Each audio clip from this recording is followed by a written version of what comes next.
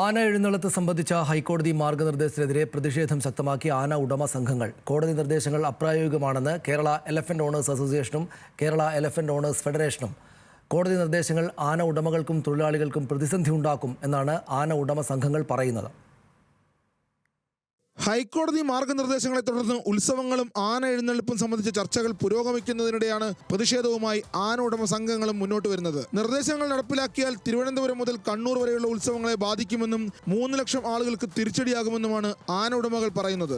ഇത് ഉത്സവാഘോഷങ്ങളെ മൊത്തം ബാധിക്കും. അല്ലാണ്ട് ഒരു ആനയെ സംരക്ഷിക്കുന്ന ആൾ എന്ന രീതിയിലല്ല അത്. കേരളത്തിൽ തിരുവനന്തപുരം ജില്ല മുതൽ കണ്ണൂർ ജില്ല വരെ പൂർണ്ണമായി ആനകൾ ഉപയോഗിക്കുന്നുണ്ട്. കാസർഗോഡും ഉണ്ട്, വളരെ കുറവാണെന്ന് മാത്രം. ഇതോടൊപ്പം ഈ ആന എഴുന്നള്ളിപ്പിൻ്റെ ഭാഗമാണ് നമ്മളിന്ന് കാണുന്ന മേളം, പഞ്ചവാദ്യം, നാദസ്വരം, ശിങ്കാരിമേളം, അനുബന്ധമായ ഒത്തിരി കലകൾ. അതൊക്കെ ഈ ഉത്സവത്തിന്, ആന എഴുന്നള്ളിപ്പിനെ ഡിപ്പെൻഡ് ചെയ്തുകൊണ്ട് നടക്കുന്നതാണ്. എൻ്റെ ഒരു കാഴ്ചപ്പാടിൽ ഏകദേശം ഒരു 3 ലക്ഷം പേരെങ്കിലും ജീവിക്കുന്നുണ്ടായിരിക്കാം.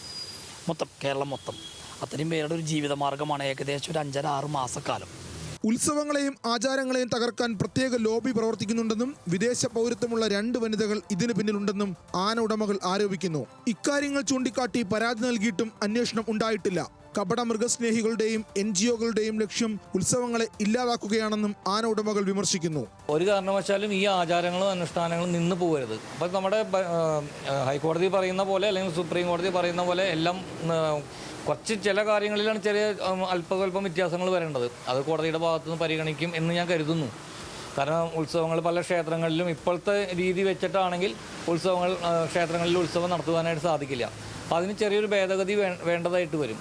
അത് ഹൈക്കോടതി എല്ലാവരുമായി സംസാരിച്ചതിന് ശേഷം എന്താ പറയുക, തന്ത്രിമാർ, പിന്നെ ആന എഴുന്നള്ളിപ്പിനെയൊക്കെ കുറിച്ച് സംസാരിക്കുന്ന സമയത്ത് കൂടുതലായിട്ട് ആധികാരികമായിട്ട് പറയാൻ പറ്റുന്നത് തന്ത്രിമാരായിട്ടാണ്. അപ്പോൾ തന്ത്രിമാരായിട്ട് സംസാരിച്ചും അങ്ങനെ വിദഗ്ധരുമായിട്ട് സംസാരിച്ചതിന് ശേഷമാണ് മറ്റൊരു രീതിയിൽ നിയമങ്ങൾ വരുന്ന കുറച്ചുകൂടി നന്നായിരിക്കും.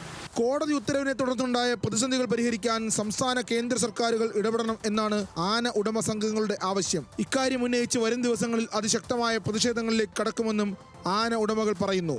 ന്യൂസ് മലയാളം, തൃശൂർ.